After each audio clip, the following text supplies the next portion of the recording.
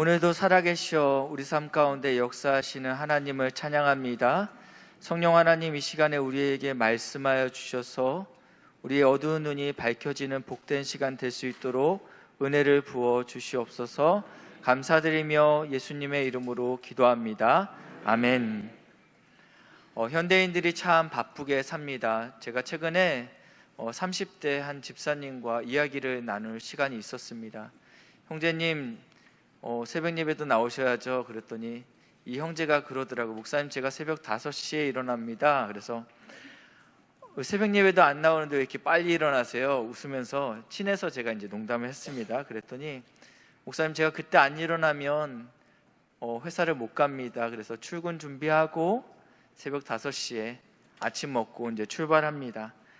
저는 형제가 한 11시 정도에 집에 들어온다라는 이야기를 예전에 들었습니다. 이것을 보면서 현대인들이 참 분주하구나, 바쁘구나, 그리고 참 열심히 사는구나 라는 것들을 알게 되었습니다. 젊은 사람들이 요즘 바쁘게만 사는 것이 아닙니다. 또 우선순위를 두어서 운동합니다. 건강을 또 챙기기 위해서 수영도 하고 러닝도 하고 또 헬스도 합니다. 어떤 형제들은 자격증 준비를 하고 있습니다. 이렇게 바쁜 가운데 자신의 우선순위를 두고 열심히 살고 있습니다. 오늘 예수님께서는 예수님의 하루가 굉장히 분주했습니다. 그럼에도 불구하고 우선순위를 두고 계셨습니다. 먼저 2주 전에 예수님께서 이 갈릴리의 가버나움에 들어가셨습니다. 안식일에 회당에서 하나님의 말씀을 전했는데 이 말씀이 권위 있는 말씀이었습니다.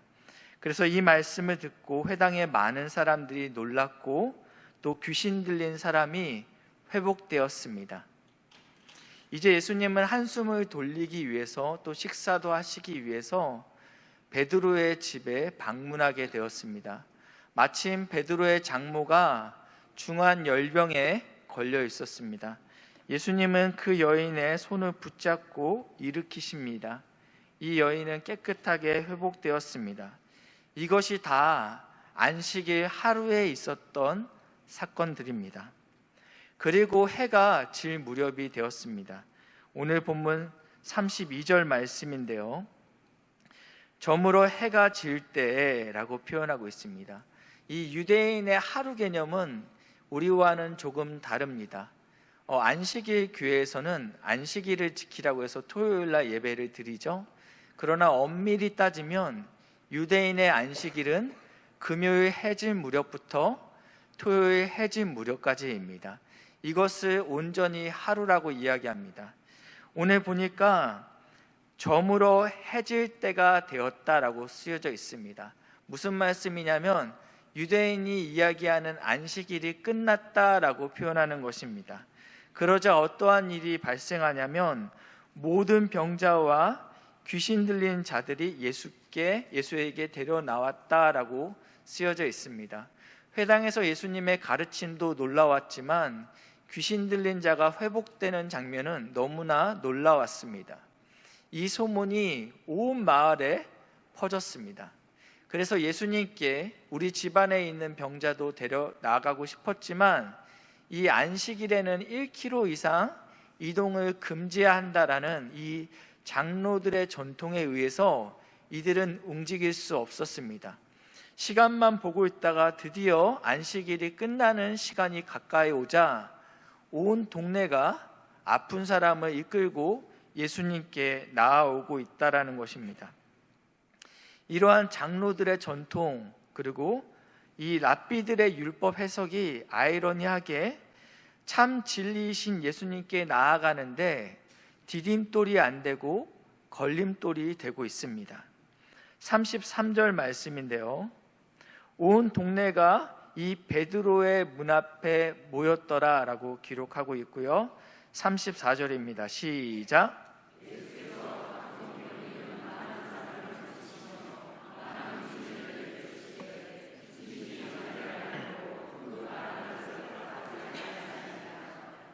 아멘. 안식일에 예수님께서 회당에서 말씀을 전하시고 귀신을 내어 쫓으시고 또 베드로의 집에 가서는 그의 장모를 낫게 하시고 이제는 좀 실만하니까 마을의 온 동네 사람들이 예수님께 모여들기 시작했습니다. 이들이 왜 모였을까요? 예수님에게 고침을 받기 원했던 마음이 컸을 것입니다. 예수님께서 밤이 늦었으니 내일 다시 오라라고 말씀하지 않았습니다.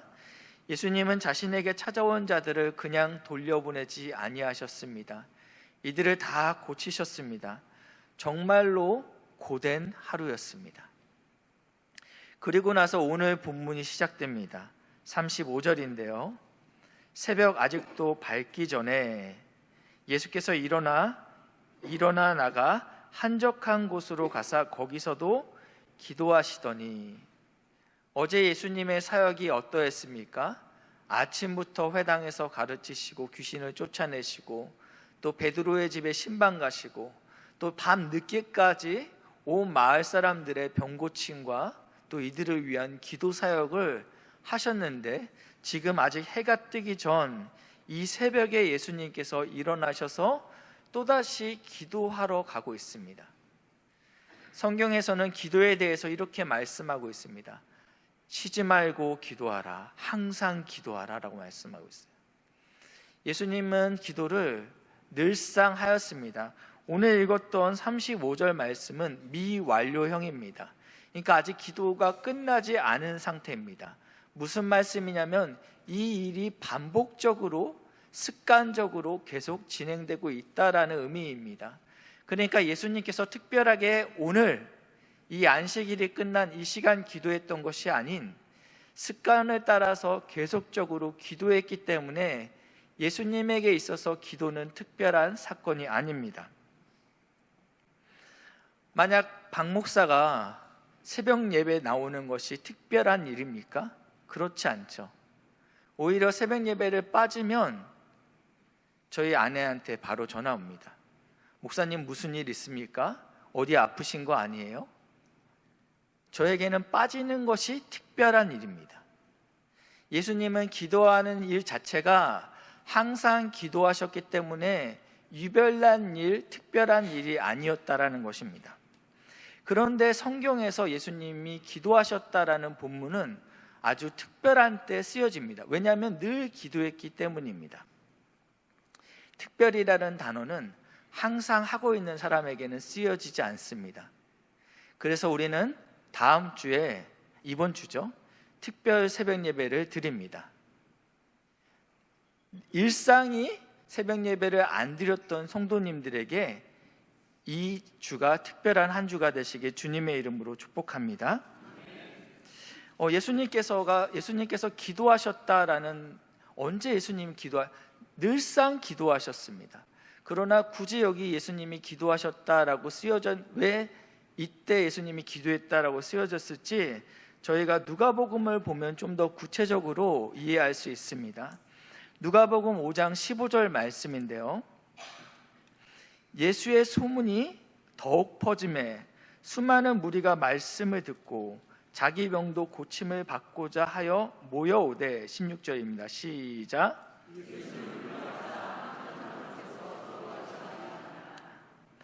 예수님에 대한 소문이 더욱 퍼졌습니다. 그래서 더 많은 사람들이 자신의 병을 고침을 받기 위하여 지금 예수님께 모여들기 시작했습니다.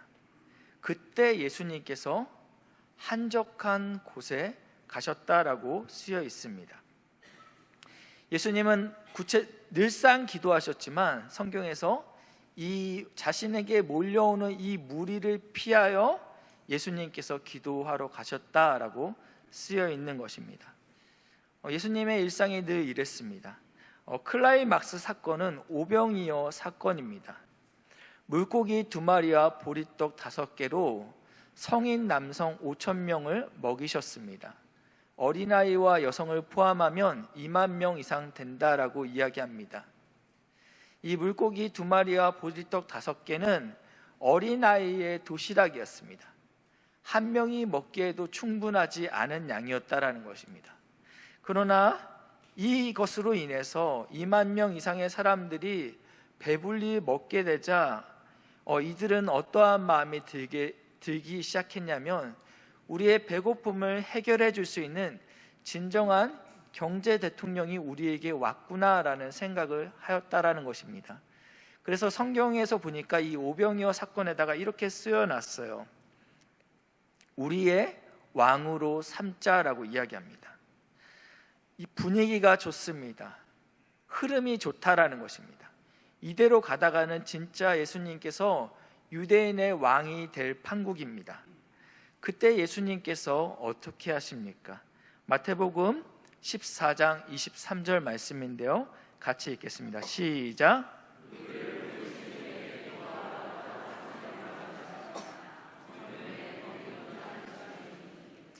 지금 흐름이 너무 좋지 않습니까? 많은 사람들이 예수님을 찾고 있습니다. 당신은 우리의 왕이 되어 주십시오 라고 이야기하고 있습니다. 그때마다 예수님께서는 한적한 곳, 그리고 오늘 성경에 보니까 혼자 산에 가셨다라고 쓰여 있습니다. 이 한적한 곳은 에레모스라는 단어입니다. 이 단어는 예수님이 시험 받을 때 광야로 가셨다 할 때 그 단어와 같은 단어입니다. 그러니까 풀 한 포기도 없는 곳, 사람은 보이지 않는 곳에 예수님께서 기도하러 가셨다라는 것입니다. 지금 분위기는 수많은 사람들이 예수님을 찬양하고 있습니다.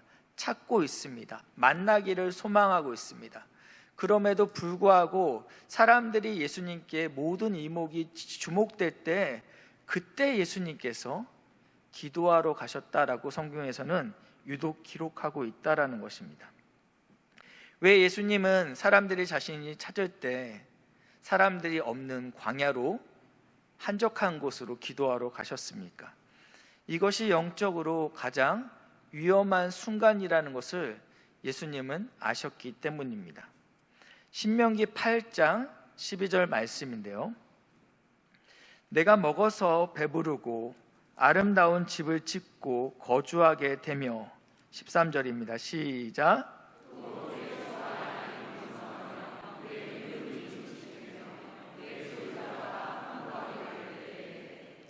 너무 행복한 이야기죠. 먹어서 배부르고 아름다운 집을 짓고 내 소와 양이 번성하며 은금이 증식되며 내 소유가 우리는 다 이러한 삶을 꿈꾸고 있습니다. 그러나 14절에 이렇게 표현하고 있습니다. 내 마음이 교만하며 내 하나님 여호와를 잊어버릴까 염려하노라. 아무런 문제가 없을 때, 모든 것이 부족하지 않을 때가 가장 영적으로 위험한 때라라고 이야기하는 것입니다. 하나님을 찾을 이유가 없기 때문입니다. 하나님께 부르짖을 이유가 없기 때문에 하나님을 잊어버리게 된다라는 것입니다. 누가복음 6장 26절 상반절에도 예수님이 이렇게 말씀하고 있습니다. 모든 사람이 너희를 칭찬하면 화가 있도다. 적이 없고 모든 사람이 주위에서 예스맨이 되는 순간 멸망의 길에 가게 된다라는 것입니다. 모든 것이 잘 되고 거침이 없다면 그것은 기도할 때입니다. 그것은 하나님께 바짝 엎드려야 될 때라는 것입니다. 예수님은 안식일 하루 사역을 온종일 고치는 사역, 가르치는 사역을 감당했습니다. 이 일로 인해서 수많은 사람들이 예수님께 몰려왔습니다. 그리고 예수님은 아무도 알지 못하는 땅, 아무도 없는 한적한 곳에서 기도하였다라는 것입니다. 예수님이 왜 기도하셨을까요? 하나님, 오늘도 내가 감당할 사역이 많습니다. 하나님, 은혜를 주십시오. 이 기도도 하셨겠죠. 그러나 본질적으로 이 기도는 0점을 맞추는 기도였습니다. 무슨 말씀이냐면, 군대에 갔다 오신 분들은 사격을 하게 됩니다. 준비된 사수로부터 사격하면 총 3발을 쏩니다. 탕, 탕, 탕. 그러면 이제 표적을 확인하러 가야 됩니다.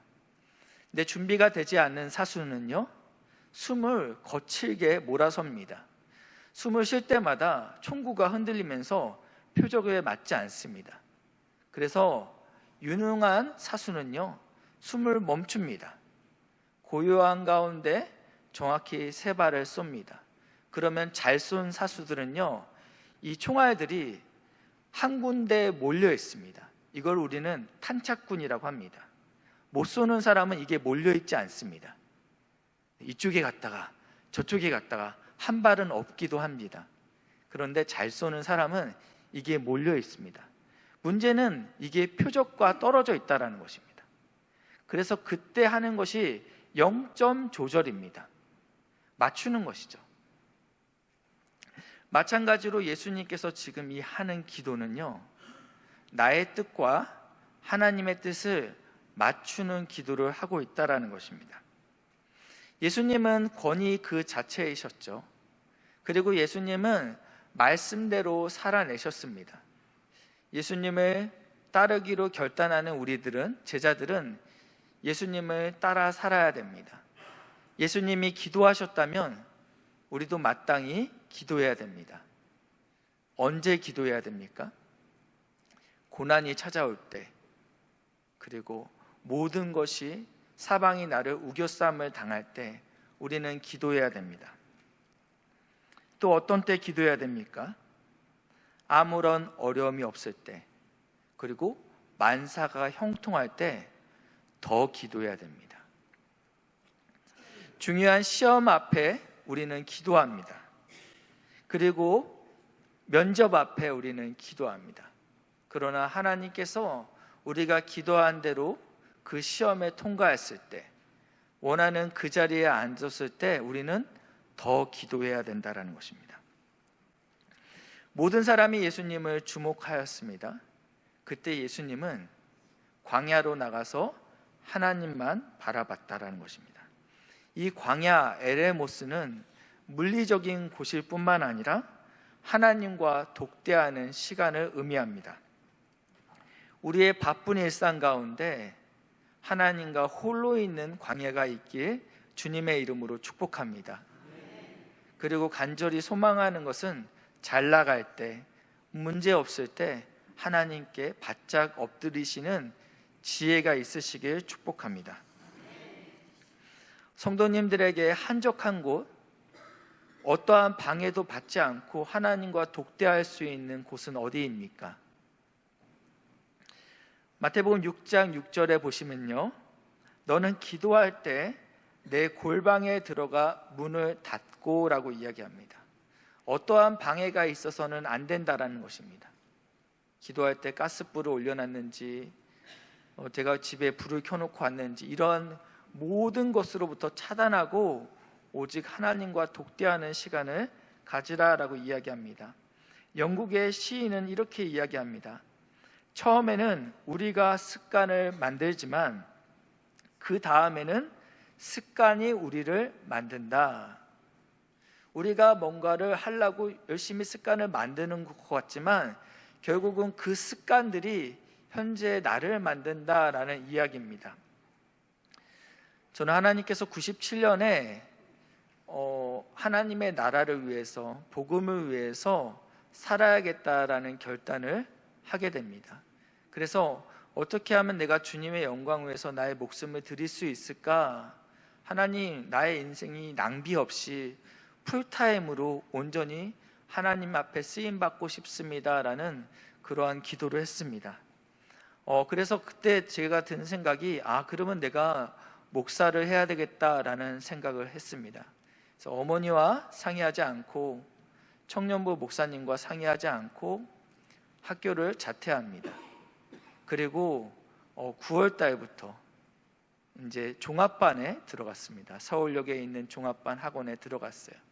공부하다 보니까 그래, 내가 목사가 되려고 하는데 예배를 빠지면 안 되겠지 해서 새벽 예배를 나가기 시작했습니다. 근데 이걸로 좀 아쉽더라고요.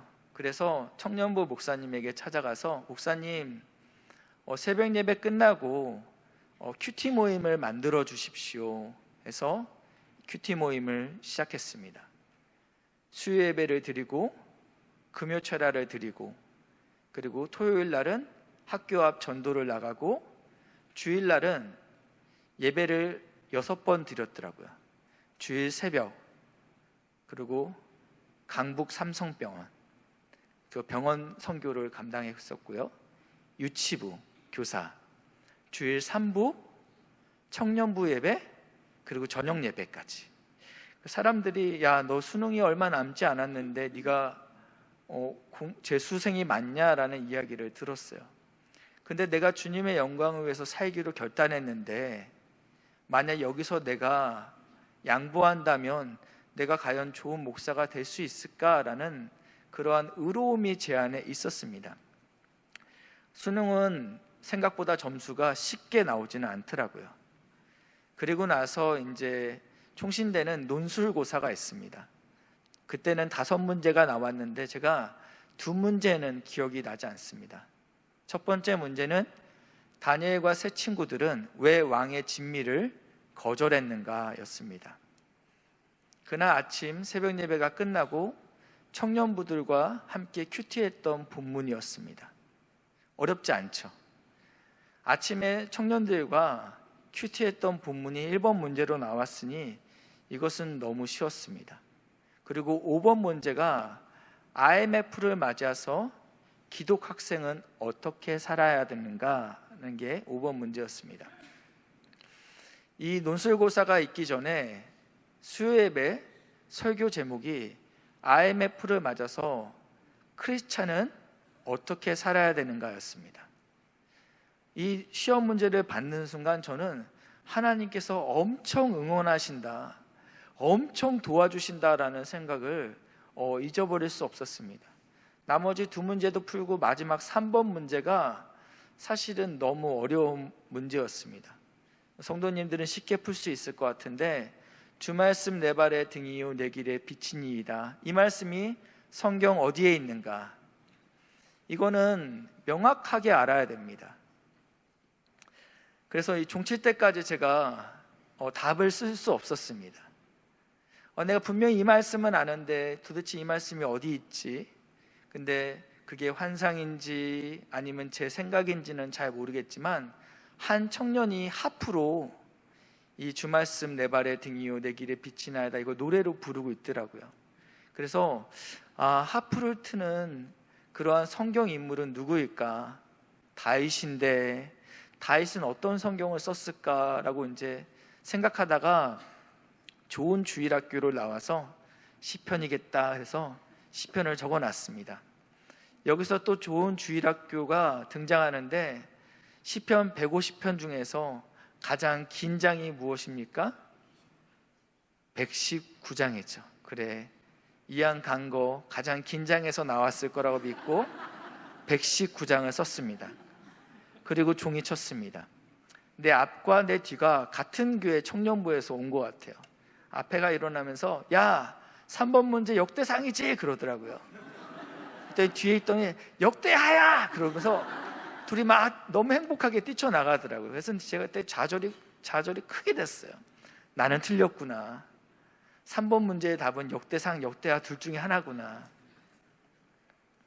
집에 와서 나중에 찾아보니까 시편 119편에 있더라고요. 이때까지 나는 내가 새벽 예배 드리고 내가 기도하고 내가 예배하고 다 내가 한다고 했는데 그 예배가 그 기도가 오늘 저를 있게 했습니다. 너무 감사한 게 지금 이 자리에도 우리 중고등부 친구들, 청년들이 앉아 있습니다. 이 친구들이 수예배 나오는 친구들도 있고 금요철야 나오는 우리 청년들, 중고등부 아이들이 있습니다. 바라기는 우리 사랑하는 우리 청년들이 하나님 나라를 위해서 귀하게 쓰임받게 주님의 이름으로 축복합니다. 꼭 저처럼 목사가 되라는 것이 아닙니다. 두려워하지 마십시오. 네. 하나님이 부르실 때는 우리에게 기쁨으로 부르십니다. 예수님이 습관을 따라서 기도하셨습니다. 예수님이 기도할 때 36절입니다. 시몬과 및 그와 함께 있는 자들이 예수의 뒤를 따라가라고 쓰여 있습니다. 제자들이 일어나 보니 예수님이 이미 자리에 없었습니다. 누가복음에서 보면 무리들이 예수님을 찾아 나섰다라고 기록되어 있는데 이 무리들은 밤새 베드로의 집에서 치유함을 받았던 그 자들인 것 같습니다. 이들이 아침 일찍 일어나서 베드로의 집으로 갔습니다. 예수님을 또 보고 싶은 거죠. 그런데 제자들도 예수님이 어디로 갔는지 모르는 것입니다. 그래서 이 제자들과 이 무리들이 예수님을 찾아 나서게 됩니다. 이것을 뒤를 따라가라고 표현하고 있습니다. 이 뒤를 따라간다라는 뉘앙스는 긍정적인 뉘앙스는 아닙니다. 왜냐하면 이 단어는 추적하다 또는 사냥하다 할 때 쓰여지는 단어입니다. 마치 무리와 제자들이 없어진 예수님에게 빌려준 돈을 받기 위해서 뒤쫓았다라는 느낌입니다. 37절 말씀인데요, 만나서 이르되 모든 사람이 주를 찾나이다. 여기서 이 제테인, 이 찾나이다라는 단어는 마가복음에서만 10번 기록되어 있습니다. 물론 다른 복음에도 있습니다.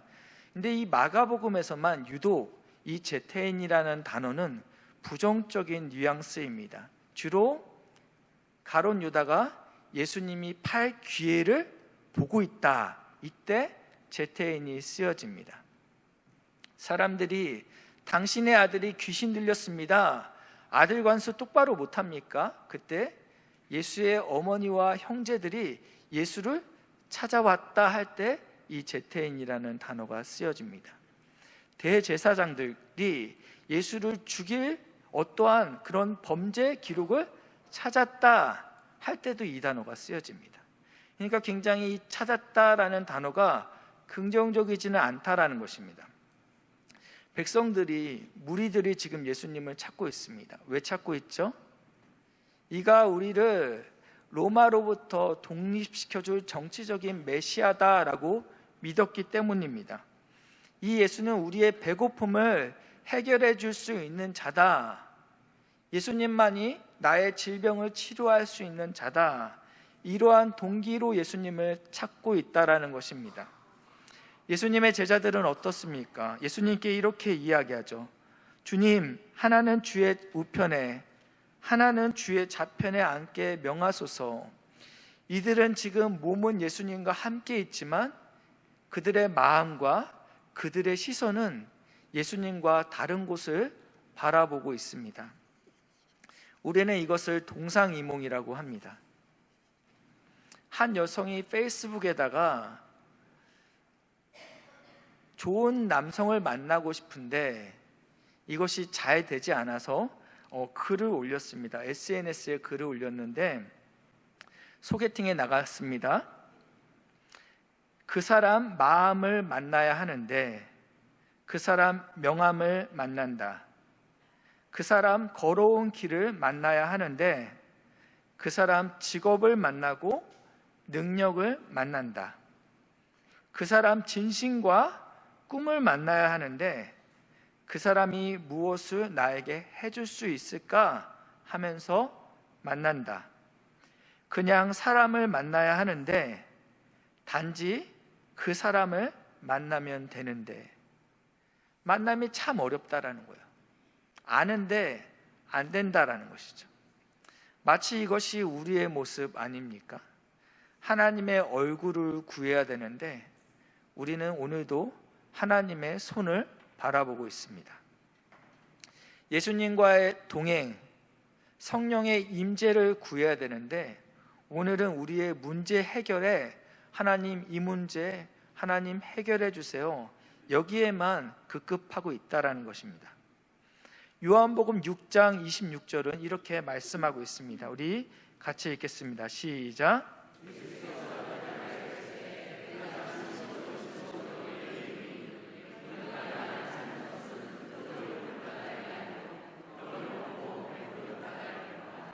아멘. 사람들이 지금 예수님께 몰려오자 예수님께서 이렇게 이야기합니다. 너희가 나를 따라오는 까닭은 표적을 본 까닭이 아니다. 이 표적은 표지판입니다. 우리가 자동차를 타고 가다 보면 표지판이 있습니다. 표지판의 기능은 예쁜 게 중요한 게 아니에요. 50m대 빠져야 됩니다. 어떠한 것을 명확하게 가르치기 위해서 표지판이 존재합니다. 예수님의 병고침, 예수님이 귀신을 쫓아내는 사건들은 예수님이 하나님의 아들이심을 드러내기 위한 표징이라는 것입니다. 그런데 이것은 쳐다보지 않고 지금 너희가 배고프기 때문에, 나에게 떡을 구하기 때문에 너희는 나를 찾고 있구나라고 이야기하는 것입니다. 이 떡이라는 것은 사람들의 실질적인 필요입니다. 그럼 여기까지 들으시면 이렇게 질문하실 수 있습니다. 목사님, 떡도 필요합니다. 목사님, 돈 없으면 아무것도 못해요? 떡을 우습게 여기지 마십시오. 맞습니다. 예수님께서는 우리의 필요를 채우셨습니다. 우리가 줄일 때 먹이셨고, 아플 때 싸매시고, 슬플 때 위로하셨습니다. 그래서 교회 안에 치유 사역도 필요합니다. 상담도 필요하죠. 국률과 구제 사역, 그리고 교육 사역도 필요합니다. 이러한 교육 사역, 치유 사역을 잘 감당하면 교회의 성도들이 몰려들기 시작합니다. 대안학교를 세우고 상담센터를 세우고, 그러면 교회가 점점 사람들이 몰려오는 것이죠. 예수님께서도 병든 자, 또 귀신 들린 자를 고쳤습니다. 어떻게 됩니까? 사람들이 몰려오기 시작하죠. 그런데 그때 예수님께서 예수님의 시선을, 예수님의 관심을 다른 곳으로 돌리셨다라는 것입니다. 38절입니다. 이르시되 우리가 다른 가까운 마을들로 가자. 거기서도 전도하리니 내가 이를 위하여 왔노라. 예수님께서는 자신이 이 땅에 오신 목적을 명확히 알고 계셨습니다. 사람들이 지금 찾고 있습니다. 사람들이 예수님의 이름을 연호하고 있습니다. 그러면 인간이라면 이 자리에 머물고 싶죠. 그러나 예수님은 기도하심으로 하나님의 뜻이 어디 있는지 명확하게 깨닫게 되었다라는 것입니다. 0점이 조절되었다라는 것입니다. 하나님이 무엇을 원하시는지, 내가 왜 이곳에 오게 되었는지. 그래서 예수님의 병고침과 귀신 축출 사역은 복음의 능력을 보여주는 통로입니다. 예수님이 이 땅에 오신 본질은, 최종적인 목적은 사람들을 예수님께로 이끌기 위함이다라고 말씀하고 있습니다. 오늘 이 교훈이 우리 교회에, 우리에게 교훈을 줍니다. 교회 안에 구제가 필요합니다. 봉사도 필요하고 선행도 필요합니다. 이 일로 인해서 예수 믿지 않는 많은 사람들이 예수를 믿게 하는 것이 최종적인 목적이라는 것입니다. 구제가 최종적인 우리의 목적이 아니라 이 일을 통하여 최종적인 목적은 복음 전파에 있다라는 것입니다. 누가복음 19장 10절 말씀인데요, 같이 읽겠습니다. 시작.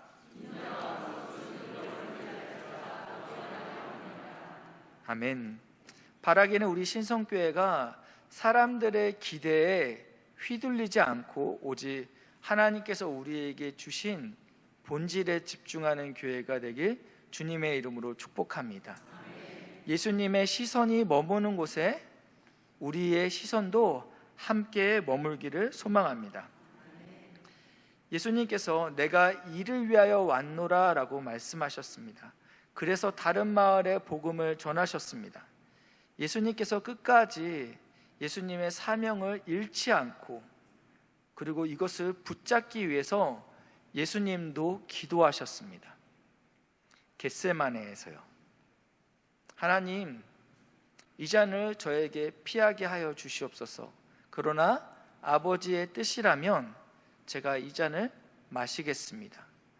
예수님은 끝까지 기도를 통해서 하나님의 뜻이 무엇인지, 하나님의 뜻을 분별할 수 있었다라는 것입니다. 우리도 하나님의 뜻을 위해서, 하나님이 원하시는 대로 살기 위해서는 반드시 하나님과 독대하는 시간이 필요하다라는 것입니다. 홀로 하나님을 만나는 시간이 우리에게 있어야 된다라는 것입니다. 바쁜 일상 가운데 하나님과 독대하여 그분 앞에 머무시는 복된 은혜가, 그래서 사명을 분별하고 또 감당할 힘이 생기길 주님의 이름으로 축복합니다. 말씀을 정리하겠습니다. 예수님은 분주한 사역 속에서도 한적한 곳에서 기도하였습니다. 아버지의 뜻을 분별하기 위해서입니다. 사람들의 열광적인 환호 속에서도 예수님은 길을 잃지 않았습니다. 그리고 하나님이 부르신 목적대로 다른 마을에도 복음을 전하기 위해서 발걸음을 옮기셨습니다. 사랑하는 귀한 성도님, 우리도 예수님처럼 기도의 자리에서 하나님의 뜻을 확인하시길 주님의 이름으로 축복합니다. 그래서 사람들이 원하는 것이 아닌 하나님이 원하시는 길에 들어서길 축복합니다. 내가 이를 위하여 왔노라 하는 주님의 고백이 오늘 우리의 고백이 되시길 소망합니다.